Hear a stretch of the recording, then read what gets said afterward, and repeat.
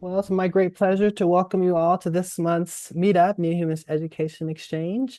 And we are honored to have Andy Douglas, also known as Alok, a member of our faculty of the Liberating Humanities and Arts discipline. Andy Douglas is an author of 3 books, including the memoir, The Curve of the World into the Spiritual Heart of Yoga and Redemption Songs, A Year in the Life of a Community Prison Choir, and is at work on a book about restoring balance in a time of crisis.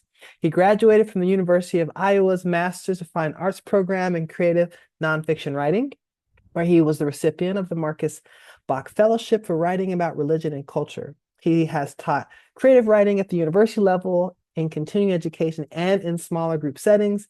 And he's worked as an editor and manuscript consultant and has translated devotional poetry. This is the 3rd course he'll be offering at the New Humans College of Asheville. And we have got all kinds of positive reviews from him. So we're really excited. This is our first meetup. We get a little taste of what's in store. So Andy, we'll hand it over to you and welcome.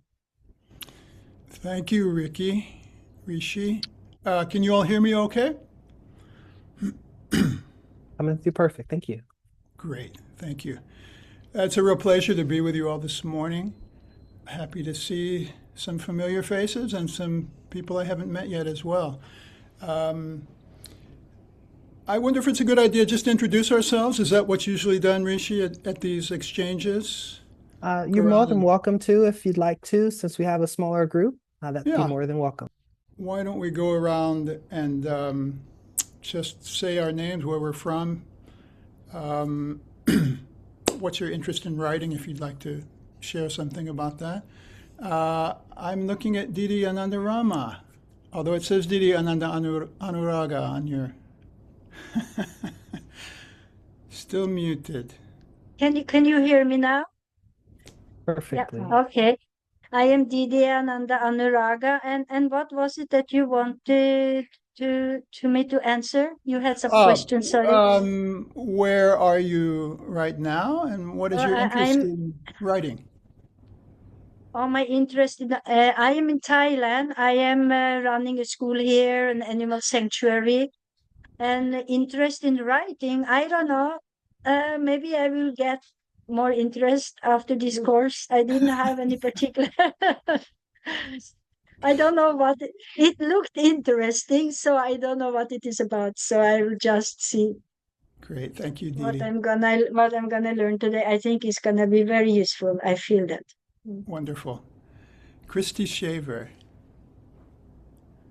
Hi, I'm currently in California, and writing for me since a child, I think it's just the way I find my voice.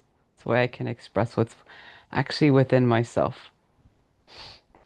Wonderful. Thank you. Didi Ananda Chitrareka. Are you there, Didi? Yes, yes. I'm working with Didi Ananda Nuraka, so I'm I'm just would like to follow, would like to learn more. You're there in Thailand, Didi? Yes, yes, yes. Wonderful. Thank you. Thank you. And Didi Ananda Uttama. Yeah, namaskar. Well, I wrote one book, which the Neo-Humanist College published last year, and I never studied or thought anything about writing. Somehow it just came, and it was really a wonderful process. So I kind of think that probably more will come sometime in the future. But I have to say, I was quite kind of intrigued by the write-up about this one. What do we need to imagine as we prepare for the future? How can writing change the world? One persuasive rhetorical technique. I think it's really the write-up that grabbed me. Those questions seem very, very relevant and very relevant. So that's why I'm here. Good. And to learn more from you. I have to say one thing, that when I was writing, I never studied writing of any sort, but when I read your book about, what was it, The Curve of the World, there was some ways in which you ended every chapter it was very, very clear and striking and made a real impression on me. And that one aspect of writing is the only kind of studying or learning that I did before I wrote my book. It was very impressive to me. So I'm looking forward to hearing what you have to say. Wonderful, Dee Dee. I'm glad that was useful for you. We have Manohari.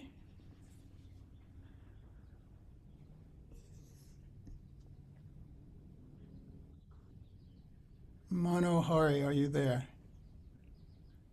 Yes. Namaskar. I'm from Mauritius. I was referred to your session by the Ananda Sanjana, and I'm not a writer, but I was recently thinking about, writing as a manifesting tool, and somehow as Didi says, the write-up of your session was appealing to me in that way. So that's why I came.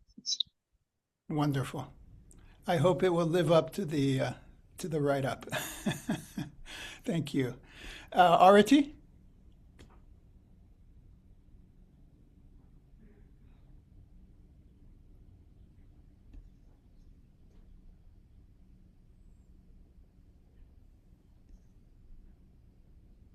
Are you there, Arati? I'm RT from Ithaca, New York.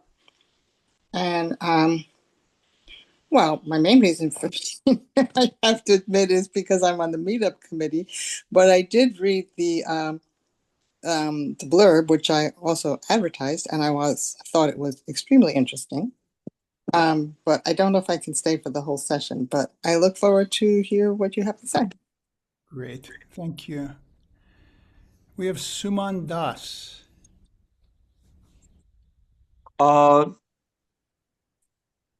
Good morning to everybody and namaskar to everyone. This is Shuman Das from Bangladesh, and it is a neighboring country of India. So I usually write about Ananda Margo, and as a part of Ananda Margo Pracharak Sangha, I usually write about Ananda Margo philosophy, all these things. And in Bangladesh, English is a foreign language. So I study in English and then I translate it in Bangla and then I present to our audience for the publicity of Ananda Margo. So it's a kind of general kind of things I usually write. So that's why I'm very interested and look forward to knowing more about the write-off. Thank you. Wonderful. Thank you, Shuman. And finally, we have Chitra, Sister Chitra. Okay. Namaskar. I'm Chitra from Ho Chi Minh City, Vietnam. I am a student of brow writing under the guidance of Andy Douglas. And so I hope that I would explore more in this new field for me. Namaskar. Wonderful. Good to see you, and thank you, Chitra. Okay, it's great to hear a little bit about each of you and why you're here, what your interests are. It's wonderful that we have such a diverse and multinational group here today. I think that's one of the strengths of the college that draws people from all around the world. As you know, I'm going to be teaching this class beginning on Thursday called Hearts and Minds, Writing to Change the World. And I thought we could use this time today as kind of a little bit of a sneak preview of some of the things we'll be talking about. I thought I would begin by talking a little bit about the power of writing and what writing can do. And during any point in this conversation, feel free to raise your hand if you have a comment or a question. I'd like this to be an interactive presentation. Also going to share that one technique that you can utilize in your writing. And I thought it would be fun also to do a writing exercise. So towards the end of the hour, I'm going to give you a prompt and we're going to do a little writing exercise. So if you want to have some paper and pen by your side for that moment, that would be great. So I am going to share my screen. Okay, can you see my screen, everyone? Yes, it's coming through perfectly. Great, wonderful. So this is the wonderful advertising for the class. And we will move forward if we can. And it's not allowing me to move forward. Let's see here. There we go. Okay. Just a little bit more about the course and my thinking around the course. So this course will focus on writing for social change. And it takes as its starting place the understanding that we are in some deep trouble in the world in many ways. Because of the multiple crises that society faces, there's a need for deep change, revolutionary change even, in how humans think and act, our economy, our politics, our culture. So it's my belief that as writers, we have a very important role to play. We can use our skills that we develop through practice, through study, to influence and contribute to this critical shift. I believe that change begins with a clear and well-articulated understanding of where we are and how we move forward. And again, if you have comments, I may not be able to see your hands, so feel free to speak up at some point if you have something to say. Okay, so in this class, we're going to look at a few different kinds of writing. We'll look at issues like point of view. We'll talk about voice, how to develop your own particular and singular voice. We'll explore different genres of writing. So, for example, advocacy journalism is a journalism that advocates for change. It's not necessarily an objective, hands-off look at an issue, but it actively engages in trying to persuade people that this issue needs attention and needs change. We'll hone techniques for persuasion. So we're going to look at some rhetorical techniques in the class. And my favorite part of these classes, we're going to read. And I think that reading is one of the most important tools for improving our own writing, reading the good writers, those who have mastered the craft of being able to express themselves in a deep and compelling way. So we'll read some of the best advocates for social change currently and also across history. Through exercises and assignments, we'll develop our capacity for critical thinking, our ability to use emotional arguments. So this ties into the hearts and the minds idea.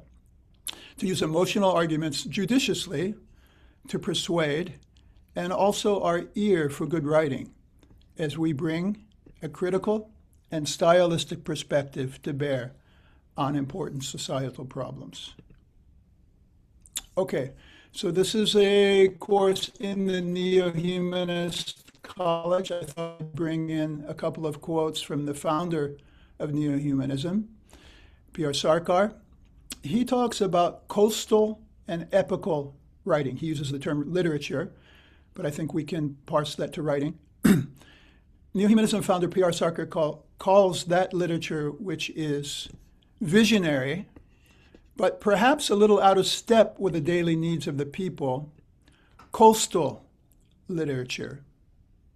By contrast, he calls that literature that keeps pace with the collective psychology, marches along with the daily lives of the people, epical literature. So here's a quote from him. The outstanding characteristic of epical literature is that it expresses in clear terms the demands of a particular era. It moves hand in hand with the collective psychology.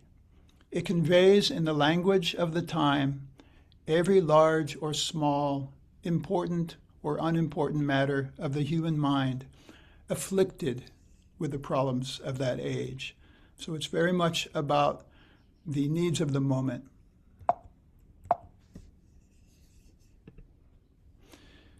In order to fulfill, he continues, the demands of the time, good literature must move in unison with society, maintaining control over its own speed.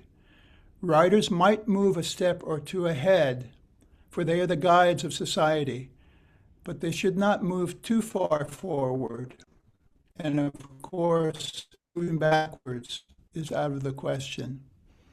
So I think here Sarkar is hinting at that role that artists and writers have to play of being guides, of looking forward, but also maintaining that link with what's happening currently in the culture. So I personally believe that the demand of this age is for writing, whether you call it journalism or literature, that expresses the needs and problems of our current time while offering a glimpse of a better future. This combines both the coastal and the epical styles. Journalism may be better suited to writing about the problems of the moment, while genres such as the essay may incorporate greater vision. And in this class, we're going to look at both, well, I would say a spectrum of types of writing, from advocacy journalism through the personal essay to deeper, longer form essayistic writing. Here's a little bit about what's going on currently in the media, at least in the United States. And I think this is probably a problem around the world as well. And this gives some context for why I think we need, as writers, to be thinking and producing more material outside of this mass media environment. So what we see in the US is that billionaires are taking over the mass media. CBS is a major broadcasting network, and pro-Trump billionaires Larry and David Ellison took it over last year. They're also about to take control of the entire Warner Brothers media empire, which includes a lot of the big networks, CNN, HBO, cable channels, film studio. Robert Reich says this new media monster could make Rupert Murdoch's Fox News, Wall Street Journal, and New York Post look scrupulous by comparison. Meanwhile, Elon Musk owns X, Jeff Bezos bought and then killed the Washington Post, and Mark Zuckerberg controls Facebook, WhatsApp, and Instagram. We're rapidly approaching an era in which all major media outlets are either directly controlled or utterly cowed, and I apologize, I've covered up, by the Trump regime and Trump's allies. So just a little bit of context. For those of you outside the United States, it might not be as familiar, but basically saying that the billionaires have their hands on journalism, media, all the ways that people's ideas and ways of thinking are influenced. And this is a dangerous situation.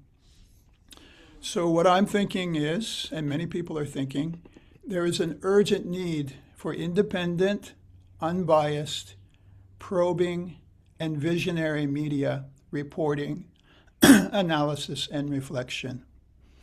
And we'll talk more about that in the class. I know Christy is involved in a project with Substack, as I am as well. Substack is a new platform for thoughtful writing, and I think these kinds of independent, unbiased platforms need to be encouraged. Okay, let me check the time. So let's talk a little bit about how can writing change the world. Does anyone have any thoughts on this before I continue with the slideshow? Anyone want to contribute to this discussion going into it?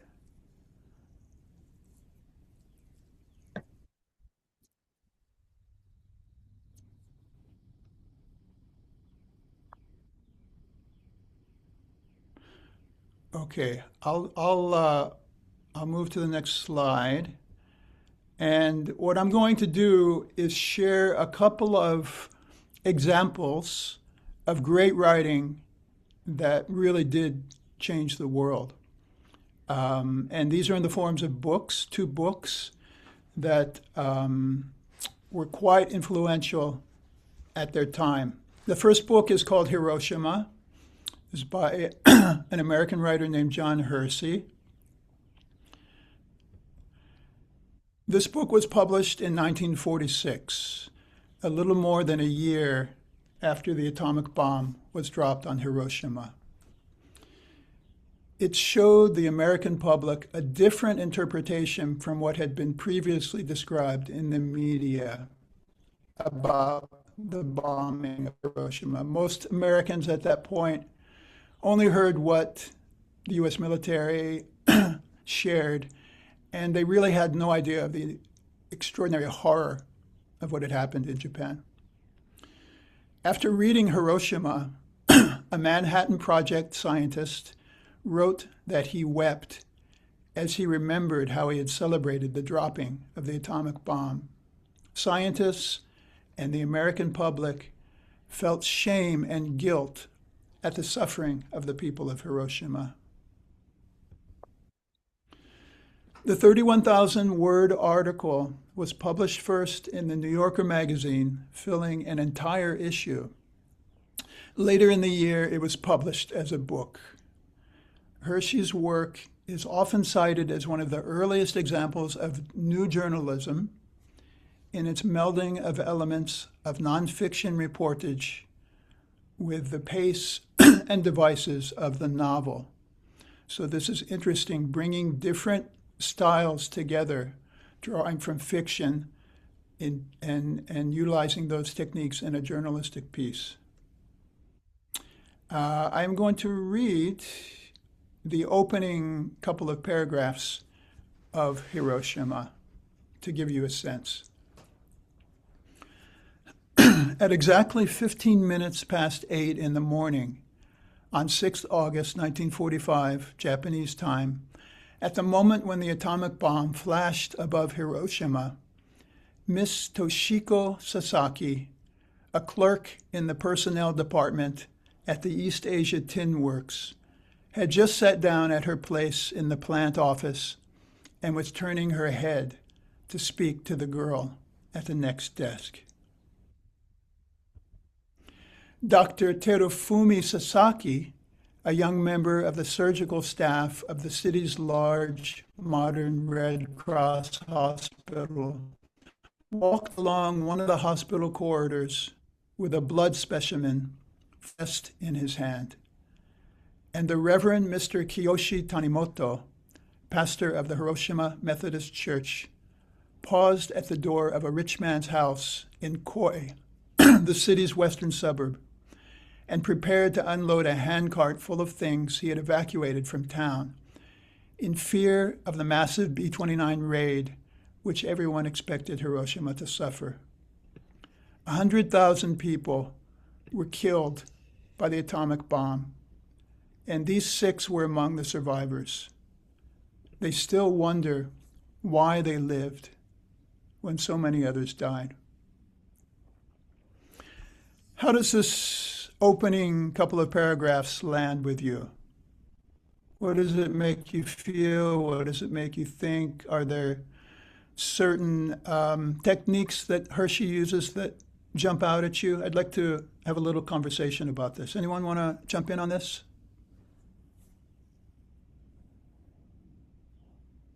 We see the life of the people. We live into the daily life of the people who then is going to be suffering from this bomb. Yeah, yeah. Do you think that that's more, that has more of an impact than if he just said, you know, on this day the bomb dropped, these buildings were destroyed, these people were killed? Because when I read about the people, I am there with the people, so I kind of feel the bomb dropping on me in a way Yeah, yeah, because I'm there in with the people. yes, yeah, I agree. I think it's a powerful tool to really center the people in your writing, to really focus on the human aspect. And we'll talk more about that in a moment. Anyone else have any comments?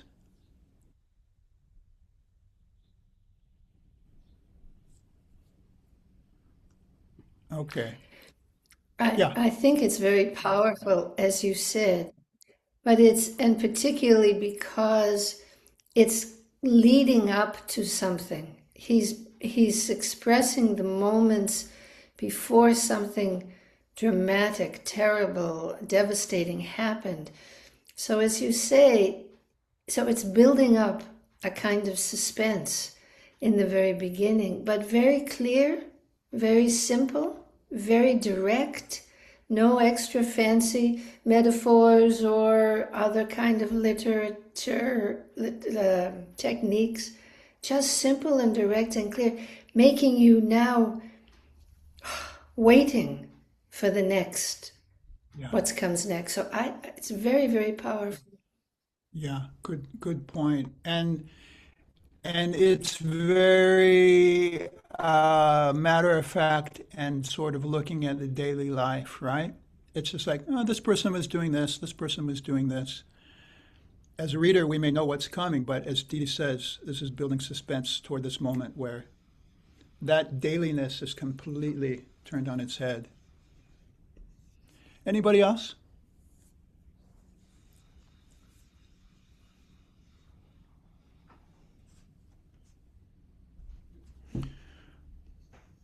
Okay.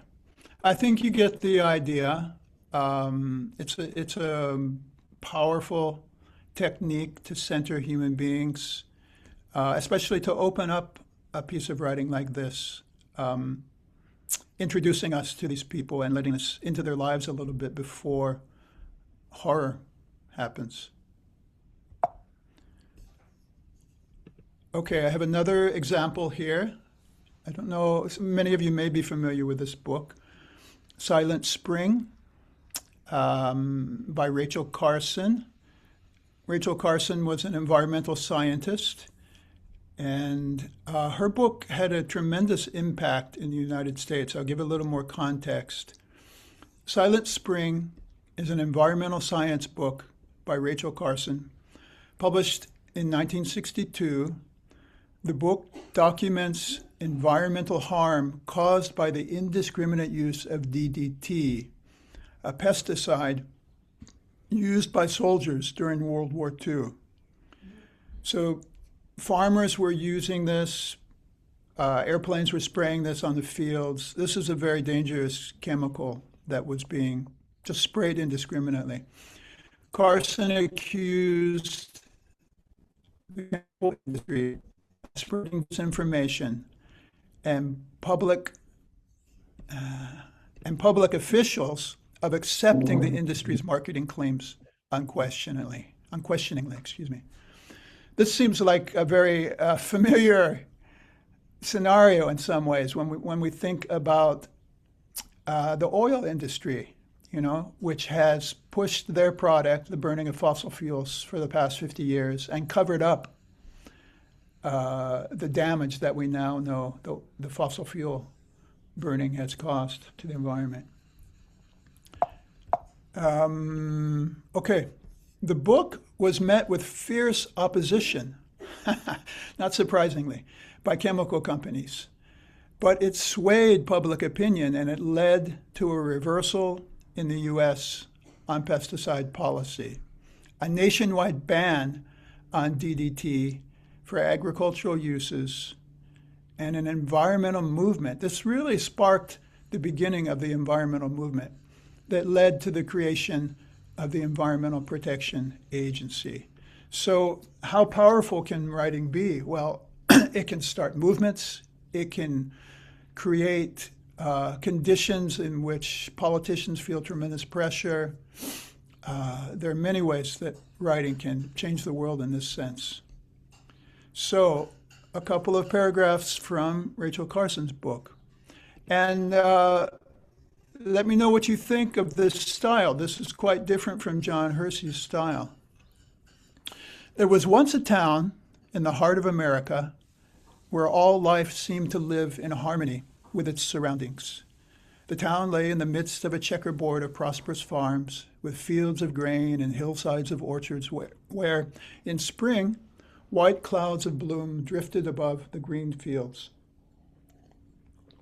In autumn, Oak and maple and birch set up a blaze of color that flamed and flickered across a backdrop of pines. Then foxes barked in the hills and deer silently crossed the fields, half hidden in the mists of the fall morning.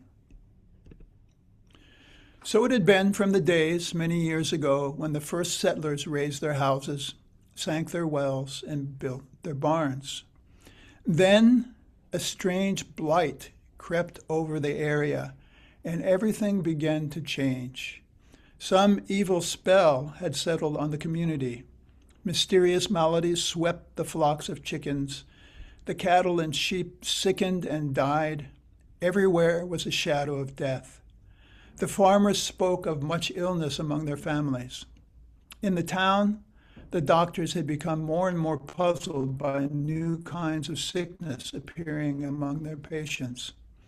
There had been several sudden and unexplained deaths, not only among adults, but even among children, who would be stricken suddenly while at play and die within a few hours.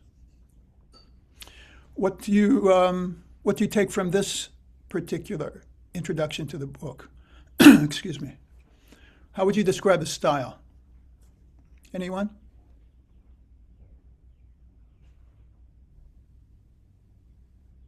Like a fairy tale, a little bit.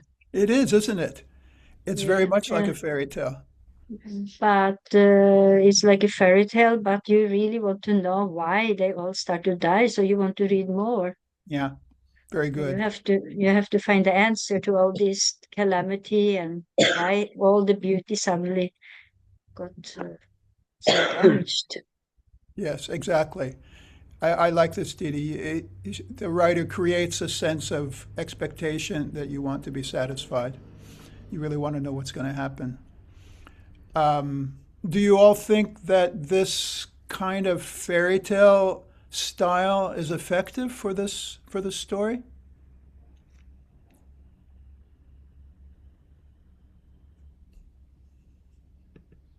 Oops, sorry. I think it works because it draws you into something that's going to be very factual, very scientific, very well researched, I'm assuming. And so this is very poetic. What Didi said, fairy tale, that's an interesting way to put it. I was thinking it's more poetic. It Yeah. flows in that kind of metaphorical, emotional sense. It grabs you in that kind of way. But I think as an introduction to, I don't know if she can continue this throughout the book. I actually haven't read the book, but I'm guessing that it gets a lot more data driven at some Yes, point. it does. And she shifts that tone quite a bit. But I think it is very effective as an opening. It's quite beautiful and lyrical, isn't it? I mean, talking about the oak and maple and birch, blaze of color. It creates an idea of great beauty and great balance. And then once again, we see something happening that upsets that balance. Anyone else have any thoughts on this? Okay. Good. Well, those are a couple of examples of openings to books that were very influential in their time. And I think it can give us insight into the way in which writing can change the world and can both affect hearts and minds. This language, I think, appeals more to the emotions in a sense, this opening language of Rachel Carson's book. But we will, if you continue to read the book, you will see that it's very much a well-researched, documented attack on this chemical spraying. So, all right, we've come to that point where I'm going to share one technique. And we've already actually touched on it a little bit, but we'll go into it a little bit in more detail. So, are you ready? humanize the issue. As we saw with John Hershey, bringing in the people from the very beginning, putting them in the foreground, getting to know them, is a very powerful way of connecting with your reader, because the reader begins to identify with the person. So to explore this a little bit more, what you can do is profile individuals. If you have a particular issue or theme that you're writing about, try to find out which individuals are affected. Profile those individuals, show their humanity, their foibles, their strengths, the routines of their lives, how they go about their daily work, their relationships. And this very strongly pulls a reader in to your writing. So basically, it's a kind of storytelling, I would say. With Rachel Carson, it's explicitly storytelling. She's, like Dee Dee said, it's a kind of fairy tale that she's laying out there. So you can use techniques from storytelling. I like when people blend, of course it depends on the audience, but I like when people blend different types of writing. So bringing techniques from fiction into the nonfiction, from journalism into essay and vice versa. You can use storytelling to show the lived impact of a problem. Use scenes, you can create scenes, use quotes from people, and detail, sensory detail is always important in getting the reader engaged in your writing.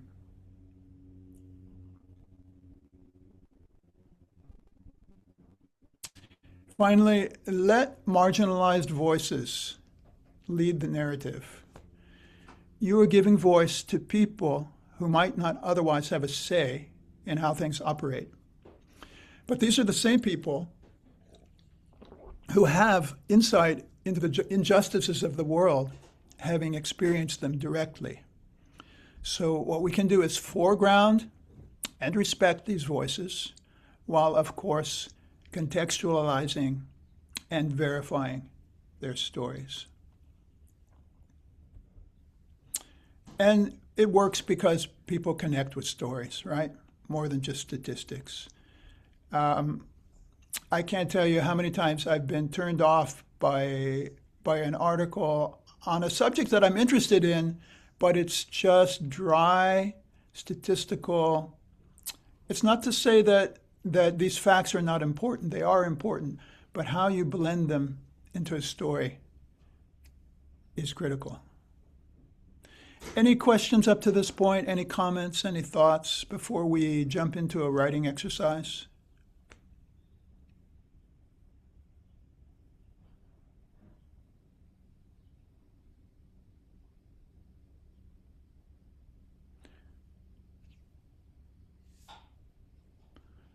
Okay, let's move along. Here's the question that several people commented on as it's being quite compelling in the promo for this learning exchange. What do we need to imagine as we prepare for the future? This is actually a quote from Adrienne Marie Brown. And if you don't know this writer, I highly recommend her. She's doing a lot of very interesting thinking about the future and the kind of future that we want to create together. And this is her question: what do we need to imagine as we prepare for the future? And of course, how can writing help us to do this? So I thought we could just, before we begin the writing exercise, we could brainstorm a little bit together. And I'm curious to hear from you all. What stories would you say most need to be told right now? Which voices most need to be heard? What are the issues that really concern you? And how can you imagine a better future in the context of those issues? I'm throwing a lot out there, but if people have any thoughts on this before we move on to the writing exercise, I'd like to have a little bit of a brainstorm together. What are the issues what are the stories that are crying out to be told right now?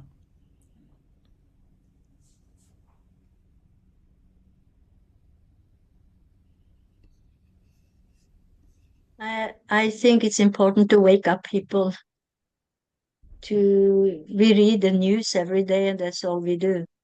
But we need to wake up to, I don't know, to do something more or to understand something deeper because the leadership of the world is destroying the planet. So something has to be done about that. Well, what would you say people need to wake up to, Dee Dee? Um, Wake up to maybe see more of the truth behind and wake up to be active. Good. It's, So, it's like we sit and we see all the things in the TV, but that's it. And then we say, oh, it's so terrible. yeah. And that's it. So wake up to the idea that there are alternatives to the way things are presented. Maybe how humanity could be more active. Yeah. Good. Anyone else?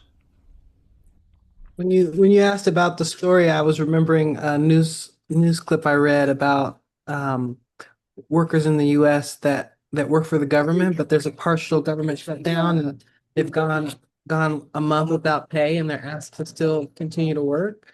So for me, that felt like a story that I feel like that's an example of a story that needs to be told about defective, social structure where that seems to be okay, that we can ask people to work for free and just let them kind of, figure it out, like where they're going to get their money and pay for their basic needs every day. And yeah, so I think that's a good story that I want to figure out how to tell. Yeah. Our regional airport here, the TSA workers have not been paid in a month, and so the airport is is doing a food drive from the community to help these TSA workers get food for their families. Yeah. Anyone else?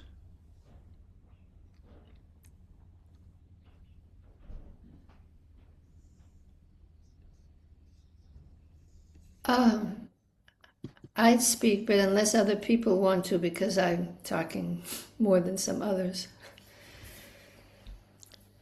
But it just seems that we need to listen to the people at the bottom of the social structure, the marginalized, the ones who are really invisible, the ones whose voices are not heard, the ones who easily live in poverty while billionaires accumulate a lot, while those who are home, we work with the homeless here, so this is really in my mind a lot. How some people really live on the street every single day, while others live in luxurious affluence that is far more than they can even use. So the social structures need to really emphasize the humanness of humanity, the humanness, the existential right to live and thrive in all of creation, to counteract the enormously powerful and prevalent sense of greed and power and excessive accumulation and ruthlessness in that greed and that power and that accumulation. The ruthlessness is part of human nature. It's not that it's new, it's always been there. But to counteract it, we have to bring out the people who really see the other side and live it, who really are downtrodden, is a word that Baba uses, and bring out their voices and help them to envision a future. Because really, when you see the people who are the most affected, it's very often hard for them to even envision a future. They really are so outcast. And so there's somehow their voices, I think writing can bring out. Yeah. That's all. Another thing I am thinking, because I work with the children in the school, and there are so many of these children. They have immigrant background, refugees. They have no parents. They live in children homes, and they come to school every day and they learn math and English and Thai, and but we never really hear their voice and what's really inside them. And want to bring out their voice as well, for them to learn to express, and for other people around them to hear the voice of the children. Mm. These are all very good points, and I think it points to the need that we have as writers to listen and talk and engage in conversation with other people to inform our own writing, not assume that we know exactly what the facts are of someone's life, but we need to really be involved and engaged and listen to people and let that inform our writing. Okay, let's do a short writing exercise. Are you all ready for that? Okay. I don't know how to write. I learn now. Yay! Uh, Okay. So this is an exercise called the future we see. Take 5 to 8 minutes for this free writing exercise. I'd like you to imagine the neighborhood you live in 20 years in the future. Okay? From the perspective of the kinds of changes you would like to see take place there. How do people connect? What kind of houses do they live in? What work do they do? What are the local spaces where people gather? How is food grown? How do people share their lives? So this is an exercise in sort of thinking about building local community, local economy, strengthening the neighborhood. If you could envision the ideal neighborhood, and of course, ideal never happens, but what changes would you like to see in the place where you are now? You can take any of these questions and go into that a little bit further. Take 5, 7 minutes, and we'll reconvene it in that time, after that time.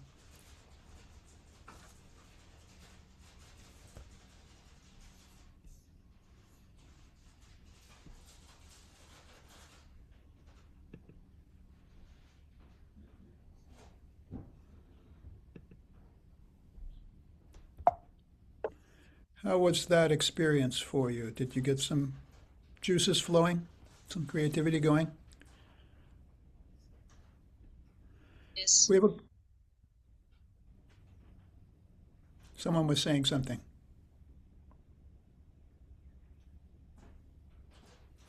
Okay. What do you think, Rishi? Do we have time for one person to share what they've read, if anyone wants Sure, to? go ahead. Okay, I want to be respectful of people's time, and we'll end soon. But is there anyone that would like to share a little bit of what they wrote? And if not, that's fine as well. Well, I just thought about it and I said, well, in 20 years I'm going to be dead, and I hope that my neighborhood stays the same. It's really lovely. Okay, thank you. Sweet, short and sweet. And anyone else? I can read a shortened Yes, version. please, Christy. Okay. So I just wrote, I imagine a neighborhood where people are deeply connected to each other, to the land and the systems that sustain them. Homes are designed not just for shelter, but for belonging, with spaces that invite gathering, sharing, and care across generations. Food is grown close to where people live, and water is treated with respect it deserves, recognized as something more than a resource. Work feels meaningful and rooted in community, not disconnected from it. People know their neighbors. There are spaces to come together, gardens, community kitchens, open areas where daily life naturally overlaps. The place is different, more attentive, more aware. What feels most important is the future is not built on extraction, but on relationship. A way of living where people understand their place with larger systems and act with awareness. It's not perfect, but it's more balanced, more just, and more alive. Beautiful. Bravo. Thank you. It's a great imagining of what is possible. And it starts with imagining, right? Anybody else? Yes, I can. Okay. Yes. I I talk could about my read a village. little. I think someone had offered before you, Didi. Who was that? It's Manohari. Manahari. Oh, Yes. Yeah. So I'm talking about my village, Grand Bay. So it goes like this. The village of Grand Bay still retains its beauty, pristine lagoons, its leisurely rhythm of life. Over the past years, the ongoing collective efforts of its inhabitants and NGOs have helped to overcome the societal problems of drugs addicts and prostitution. Our elderly people are valued and people have retained a simple approach to life.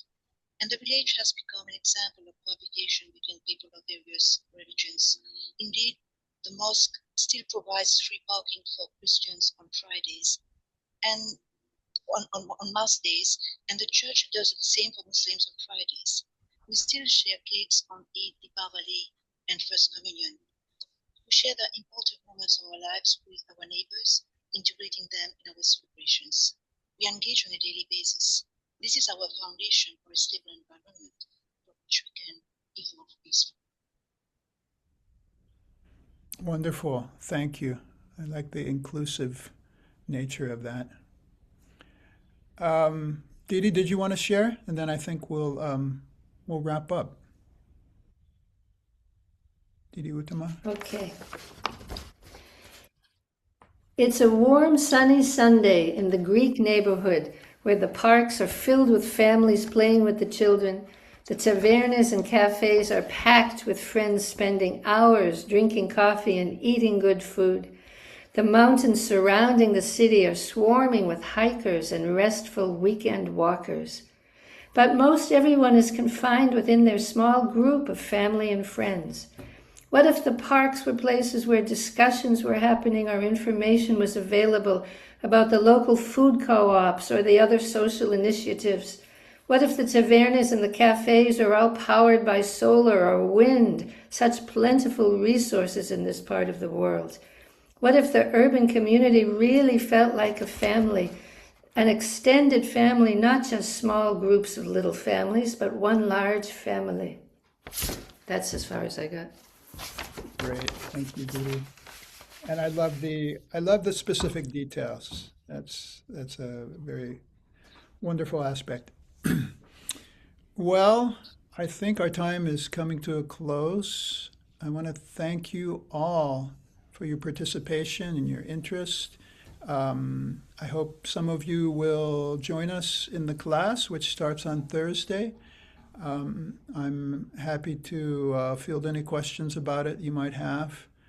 And thanks for joining me in this exercise in imagining the future together. Thank you. Thank you so much, Alok. Another wonderful session. I hope you all felt this time was well used. Again, you're more than welcome to register on our website there for the upcoming programs. And we wish you all a wonderful, happy Saturday today. Thank you. Bye-bye.